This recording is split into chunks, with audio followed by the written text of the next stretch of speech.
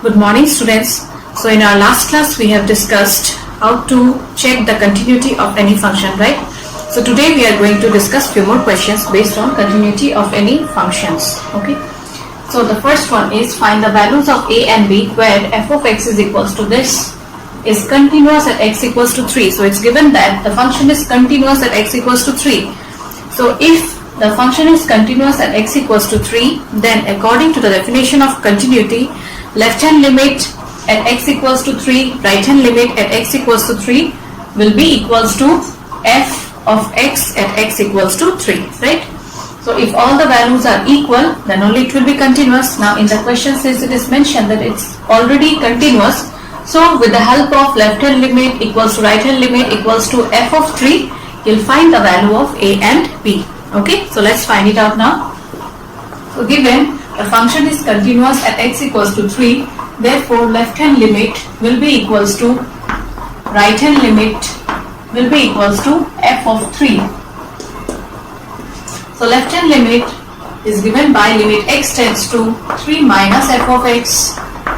Right hand limit is given by limit x tends to 3 plus f of x. And f of 3 is equals to how much here? That means that x equals to 3, f of x is equals to ax plus 1. So a x is equals to 3 here plus 1. So limit h tends to 0, f of x will be equals to 3 minus h. Here limit h tends to 0, f of 3 plus h. And here f of 3 is equals to 3a plus 1. So limit h tends to 0. Here you will write that value of the function which is less than 3. So if x is less than 3, then f of x is equals to how much? Ax plus 1. So x is equals to 3 minus h here plus 1. That is equals to limit h tends to 0. Now for x greater than 3, the value of the function is equals to how much here? Bx plus 3. So bx, x is equals to 3 plus h plus 3, which is equals to thrice a plus 1. Now put h equals to 0 here, so you'll get a 3 minus 0 plus 1, b 3 plus 0 plus 3, that is equals to thrice a plus 1.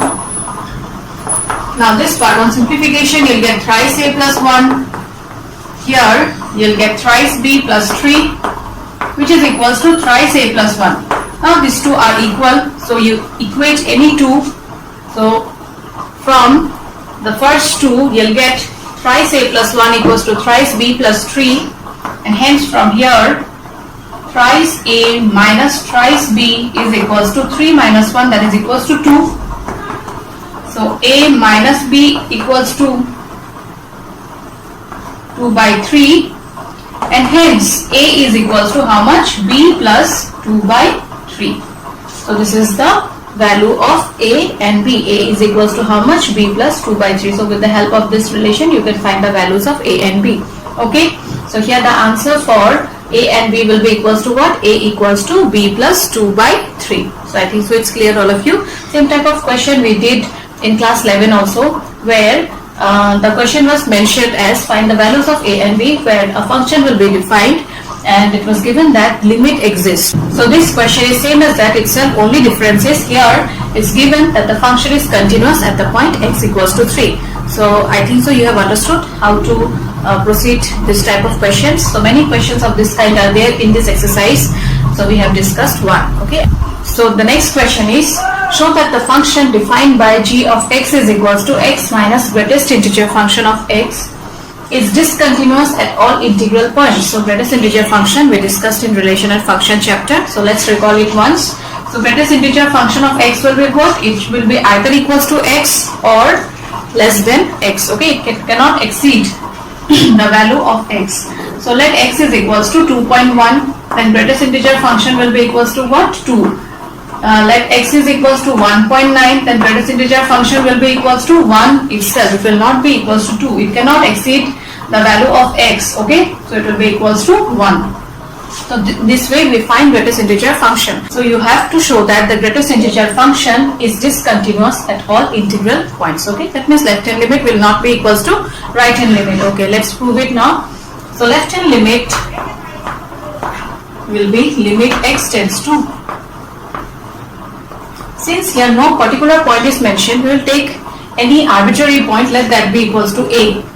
Okay, so limit x tends to a minus f of x, and right hand limit will be limit x tends to a plus f of x. Next, left hand limit h tends to 0, f of a minus h, and here limit h tends to 0, f of a plus h. So limit h tends to 0, f of a minus h. Here you see the function is given as g now, so you replace it by g of x, you write g of a minus h, here again g of x, and here g of a minus h, that is defined by x minus greatest integer function of x. So x is equals to a minus h here, so a minus h minus greatest integer function of a minus h, and here limit h tends to 0,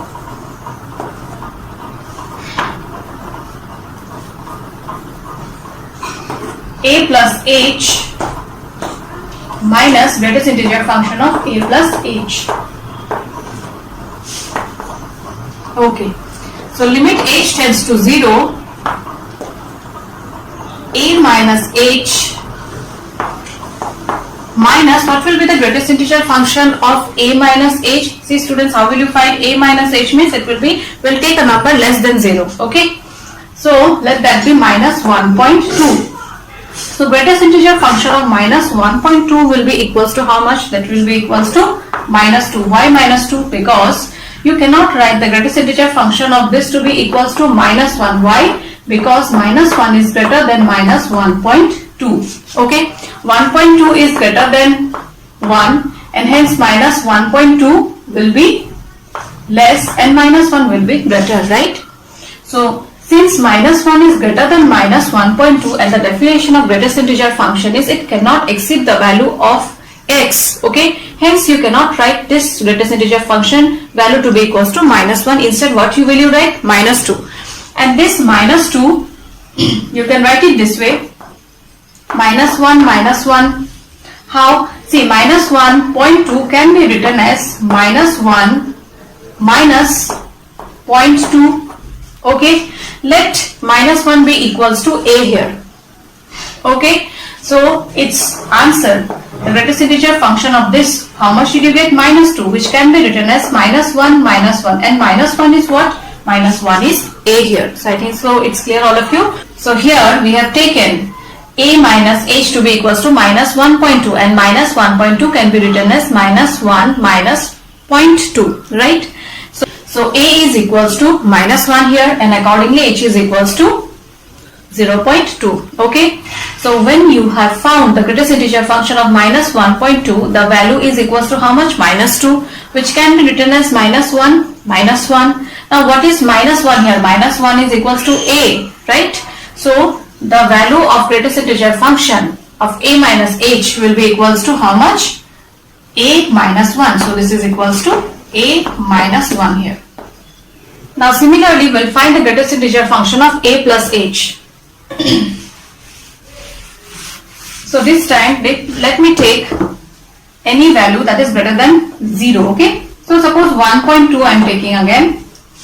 So 1.2 can be written as 1 plus 0.2, where a is equals to 1 here and h is equals to 0.2. Now greatest integer function of 1.2 is equals to what? That is equals to 1. That means here a we have considered to be equals to 1, and hence greatest integer function of a plus h will be equals to how much? A itself. Again I am repeating here, a is equals to 1, h is equals to 0.2. Okay, and greatest integer function of 1.2 is equals to how much? 1 here. And what is 1? 1 is the value of a which we have considered. So greatest integer function of this will be equals to a. So limit h tends to 0, a plus h minus a. Now you simplify it. Here you open the bracket, so limit h tends to 0, a minus h minus a plus 1 you will get, where plus a minus a will get cancelled. Next you put h equals to 0, hence the answer will be 1. And here a and minus a got cancelled, put h equals to 0, hence the value of the right hand limit will be equals to 0. Now left hand limit and right hand limit, are they equal? No, they are not equal. So will it be continuous? No. So the function defined by g of x equals to x minus greatest integer function of x is discontinuous at all integral points. Why all integral points? Here we have checked for any arbitrary point a. So if you check the function taking any integer, you'll always get it to be discontinuous. Okay, hence f of x is discontinuous at all integral points, and before that you will write since left hand limit is not equals to right hand limit. Okay, so I guess it's clear now. The next question, here again we are given to check the continuity. Okay, so the function f of x is equals to sin x plus cos x, and next is fx equals to sin x cos x. Number B, question number B is same as question number A. You try. Okay, so let's do it. So f of x is equals to sin x plus cos x. So this function we will convert it to simplest form, okay, and it will be easier for us to check the continuity.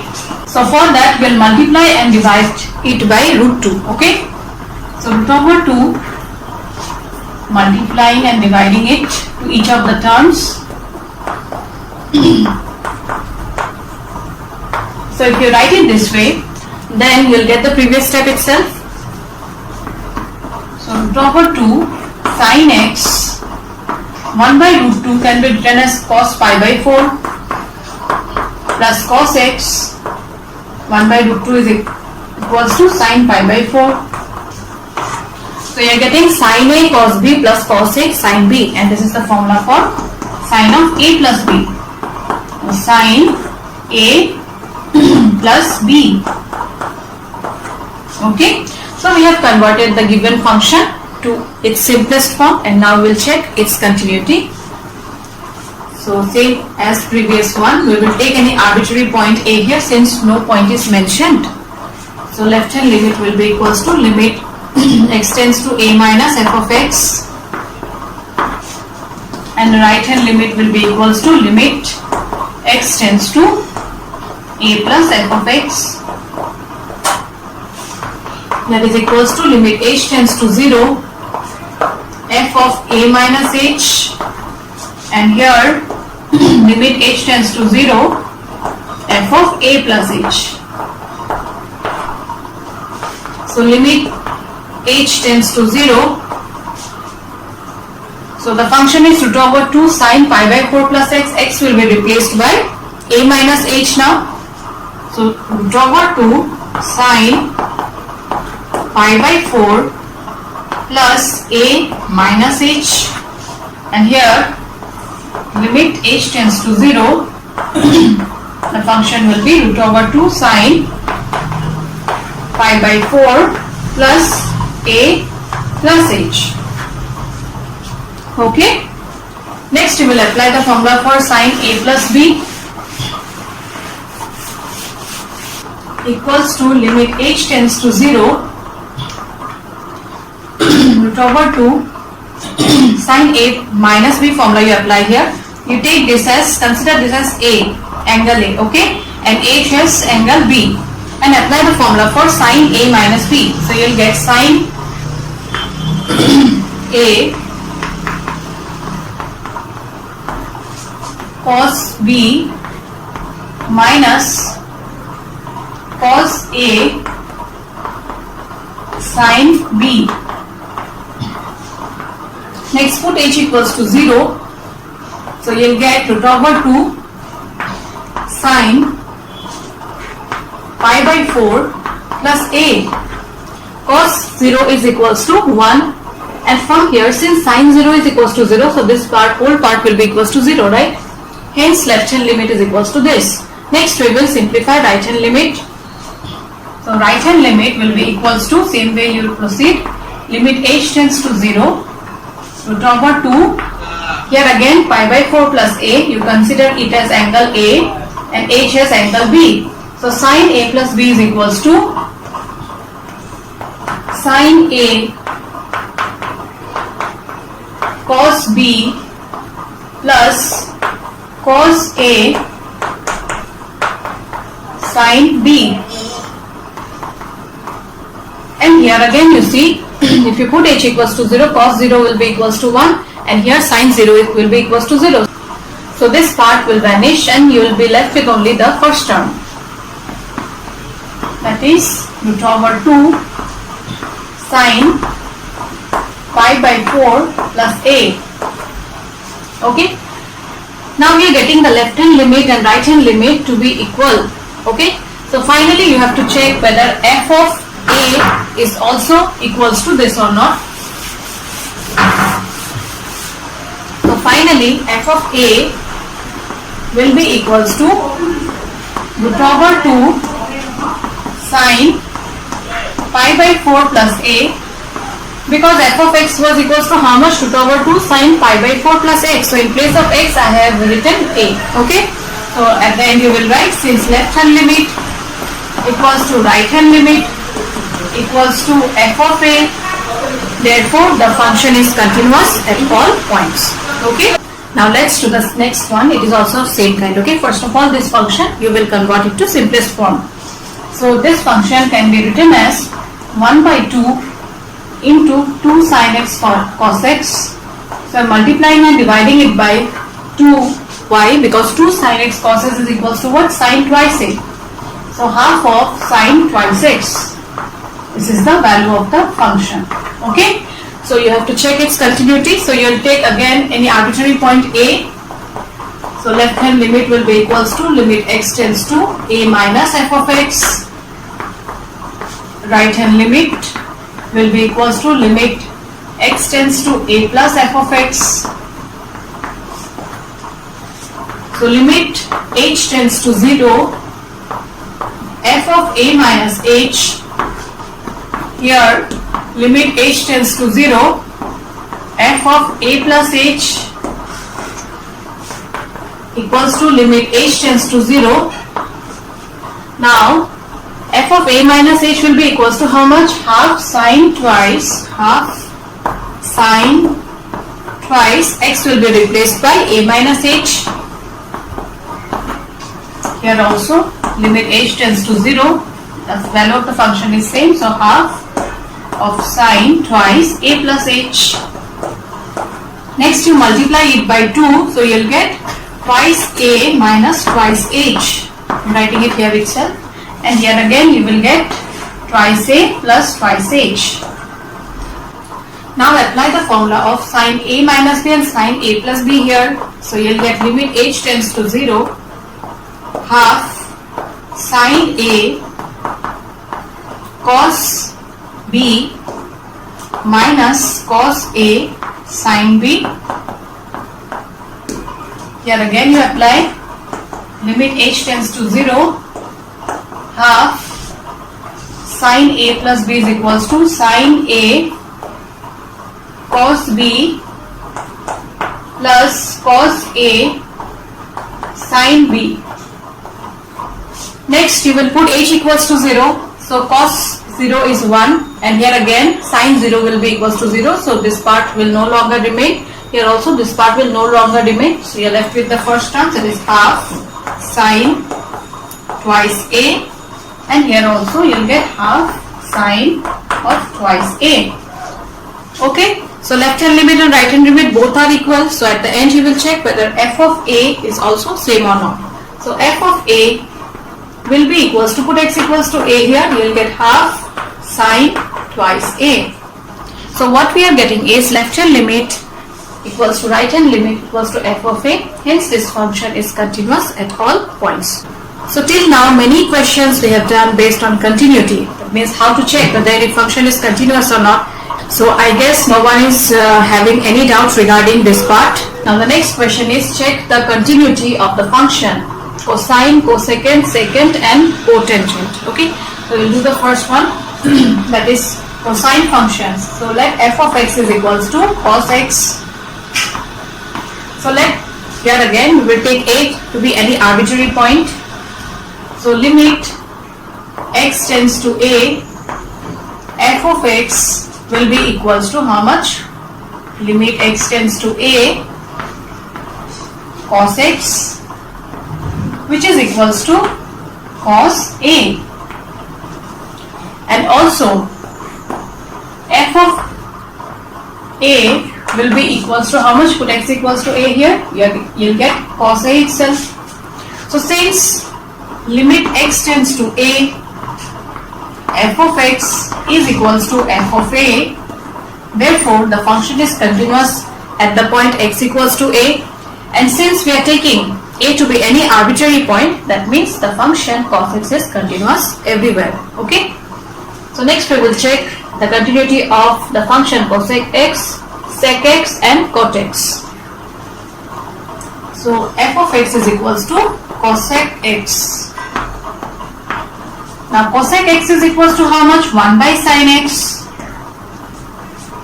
So here sin x cannot be equals to 0, right? Because if sin x is equals to 0, then this function will be undefined. Hence f of x is not defined at x equals to n pi, where n belongs to z. Now how did I get this x equals to n pi, n belongs to z? So students, in class 11 we have discussed trigonometric equations. So there I have mentioned if sin x equals to 0, then the values of x will be n pi, where n belongs to the set of integers. Now here since sin x cannot be equals to 0, therefore fx is not defined at x equals to n pi, n belongs to z, and hence fx is continuous at all points except x equals to n pi, n belongs to z. Okay.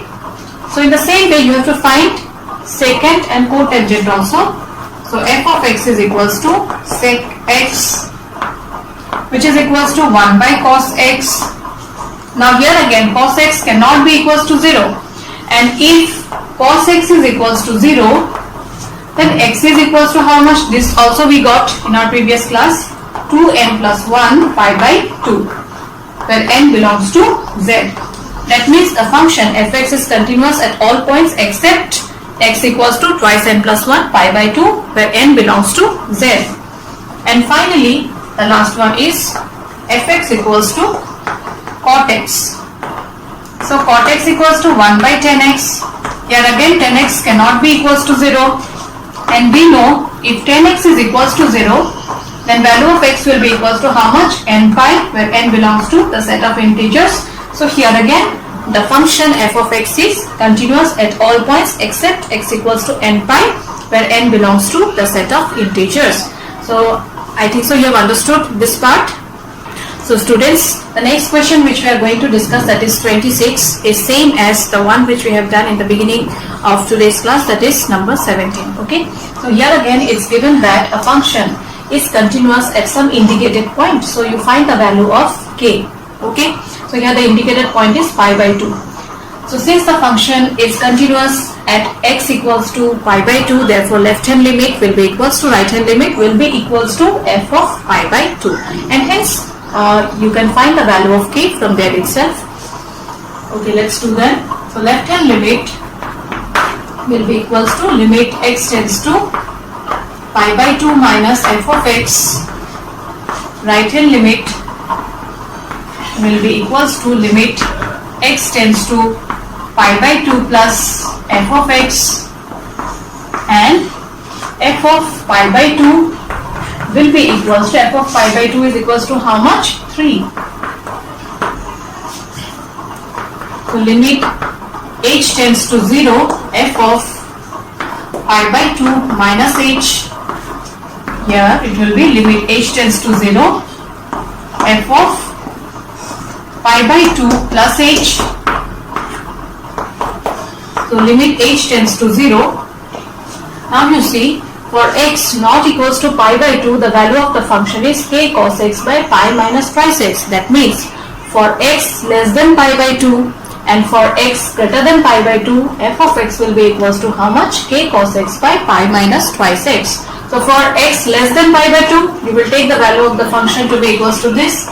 So k cos x is equals to pi by 2 minus h divided by pi minus 2 pi by 2 minus h. Here again the same function you have to write. Limit h tends to 0. K cos pi by 2 plus h divided by pi minus 2, x is equals to pi by 2 plus h. Okay, now simplify and check whether they are equal or not. They have to be equal because it's given that the function is continuous. Hence left hand limit and right hand limit has to be same. So limit h tends to 0. K cos 90 minus h, cos of 90 minus h. 90 minus h means it will lie in the first quadrant, and since it is odd multiple of 90, 90 means for 1 into 90, odd multiple of 90, then cos will change to sine. Sine h divided by, here you open the bracket, then what will you get? Pi minus 2 into pi by 2 is equals to pi, minus minus plus twice h. That means denominator you will get only twice h. Okay. Here again limit h tends to 0. Cos of 90 plus h. 90 plus h means second quadrant. In the second quadrant cos is negative. At the same time this is odd multiple again. So minus k minus sin h divided by pi minus 2 into pi by 2 is pi minus plus minus h. So here you will get minus h in the denominator.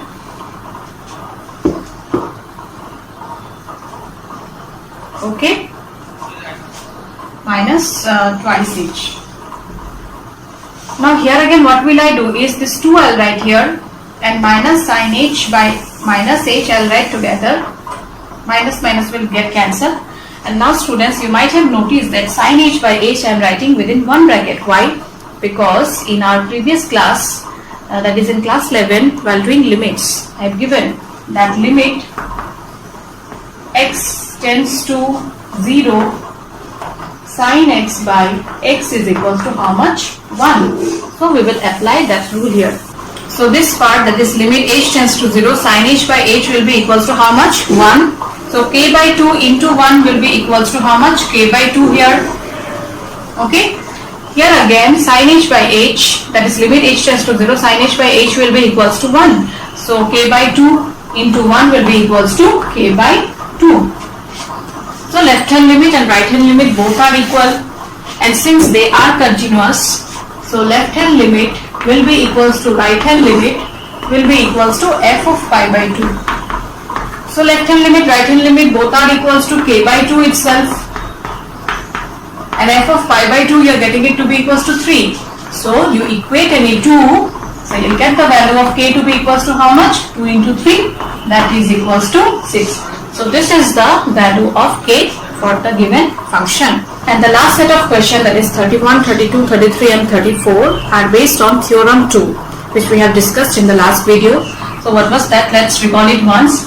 Suppose f and g are two real valued functions such that f of g is defined at c, is defined at the point c. Now if g is continuous at c and f is continuous at g of c, then the composition function f of g will also be continuous at the point c. Okay, I am again repeating. F and g are two real valued functions such that f of g is defined at c. Now if g is continuous at the point c, f is continuous at g of c, then the composition function f of g will also be continuous at the point c. So using this theorem you have to do this question. To the functions to be continuous, so how will you proceed is, the function that is cos x square you have to write in terms of two functions. That means composition of two functions will be equals to cos x square here. Okay. So for that, let us define a function g of x to be equals to cos x and h of x to be equals to x square. Now we know that the function cos x is continuous over its domain, that is x belongs to a set of real numbers, and also we know hx equals to x square is a polynomial function which is also continuous for all x belongs to the set of real numbers. Hence g of h of x will be equals to g of h of x, that is g of h of x is equals to how much? X square, and g of x is equals to cos x, so it will be equals to cos x square. So since cos x is continuous for all x belongs to R, now why cos x is continuous? You see, just now in one question we have proved that cos x is continuous. Okay. Also, I have given you property of continuity, that polynomial functions are continuous. So you will write it this way: since cos x is continuous for all x belongs to R, and also x squared, this polynomial function, is continuous at x belongs to R. Therefore, the composition function of gx and hx are also continuous for all x belongs to the set of real numbers, and hence f of x is continuous for all x belongs to the set of real numbers. Okay, so I think you got a bit idea how to prove any function to be continuous using composition of two functions. So let's do another one. So here again we'll describe two functions, that g of x is equals to cos x and h of x to be equals to modulus of x. So as we know, cos x is continuous for all x belongs to R, and what is modulus of x? This is absolute value function. So this will be continuous for all x belongs to R. Therefore g of h of x will be equals to g of h of x. H of x is equals to modulus of x, and g of x is equals to cos x, but x will be equals to how much? Modulus of x here. So you'll write it this way: since cos x is continuous for all x belongs to R, also hx equals to modulus of x is the absolute valued function which is also continuous for all x belongs to R, and hence composition of gx and hx is also continuous for all x belongs to R. And finally you will write, therefore fx is continuous for all x belongs to R. Okay. And next, question number 33 and 34 are also of this kind. You try those questions, and if you are unable to do, then we will discuss in our next class. Okay. So we have completed the first part of this chapter, that is continuity. So you practice all the questions, and if you have any doubt, you let me know. Okay. So I end today's class. Thank you, students. Take care.